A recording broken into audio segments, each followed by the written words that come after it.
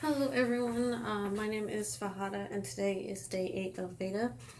Today I will be talking about stage names and why I use one. So Fahada is a stage name that I use. I use it for branding and also personal safety. So from the branding side, there are 2 other dancers who go by my legal name, one in the state and one in California. And so if I were to go by my legal name, there would be confusion if you were to look, if you maybe weren't to meet me, or even if you did, if you were to look me up, then you would find these 2 other dancers as well. So that is the part of branding. There's one other dancer who goes by Fahada, but she uses it as a last name and not a first name, so I was hoping there wouldn't be too much brand confusion there. Or at least that's the business side. On the side of personal safety, myself and my siblings have been stalked before, all separately, on separate occasions by different people, and that's pretty scary, and it's a lot harder for someone to find you if they don't know your legal name, because it is surprisingly easy to find where someone lives and works and everything when you have their legal name.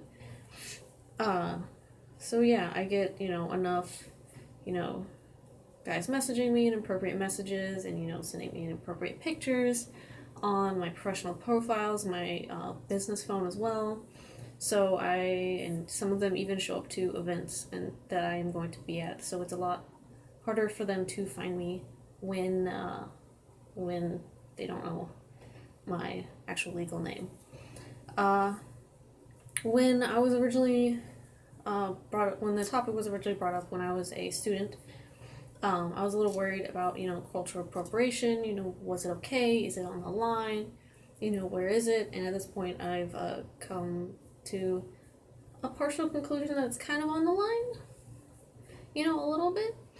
I did read over several articles of people who, on their thoughts of stage names. She wrote 2 articles along with a few other people. Should I just go by a different, more Western name? Should I use a more Arabic name like Fahada is?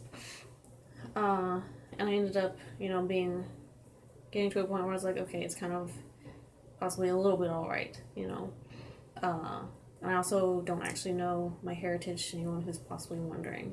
I know my mother's side, but not my father's side. My father was adopted and the records were sealed, so I have no idea of his heritage, and neither does he, and we haven't done a DNA test yet to find out, this DNA test was like, find out your heritage. I haven't done one yet, so I have no idea what it would say. But yeah, so on one of Shira's articles, she goes over, maybe consider that it might be okay, if you dance Middle Eastern styles, if you dance to Middle Eastern music, which as of right now, I only dance to Middle Eastern music.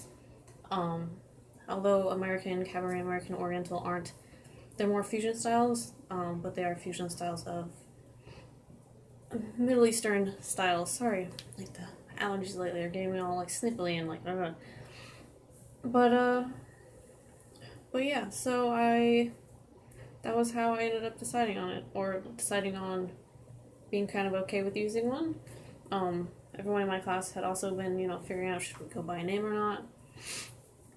And my teacher, at the time, she was like, find a couple names and I'll help you figure out which one fits you best, and help make sure, you don't pick anything that's, odd or has any weird connotations, which is an advantage to knowing someone who is of Middle Eastern descent that can help you with that.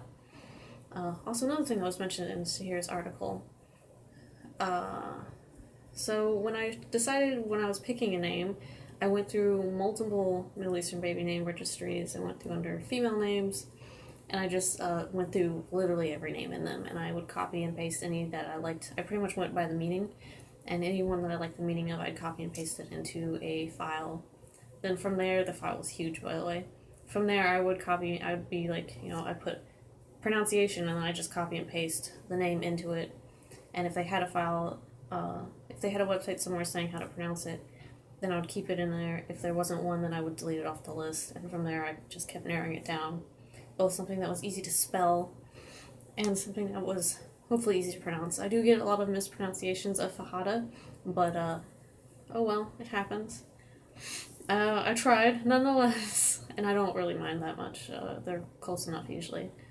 But yeah, so that's how I ended up deciding on a stage name. You know, it was approved by my teacher, and you do see, you know, bits of it throughout, you know, my websites and my branding and what I wear when I perform, which I talked about in my Chit Chat Jewelry Repair, that Fahada means leopard. And I'm possibly not pronouncing it clearly, but there's a pronunciation on YouTube, actually, that says how to, and so I figured if someone ever, you know, messaged me and was like, how do you pronounce your name, I could just send them a link, instead of having to write out, this is how you pronounce it, because me personally, I've always found those sometimes confusing on occasion, so I figured that would be a useful thing to have. But yeah, so that's why I go by stage name. There are some people who know both of my names and they find it a little confusing. And if they know me primarily professionally, I don't mind if they just refer to me as my professional name or not. You know, a lot of the professional dancers in North Carolina know my legal name. That's fine. I usually just tell my students my stage name, not because, you know, I don't think they're great, not because I don't like them as people. It's a lot easier if you were to, you know, see me performing or see me somewhere out and about, and then, you know, if one of those creepy guys are around who follow me to events sometimes, they don't find out my legal name.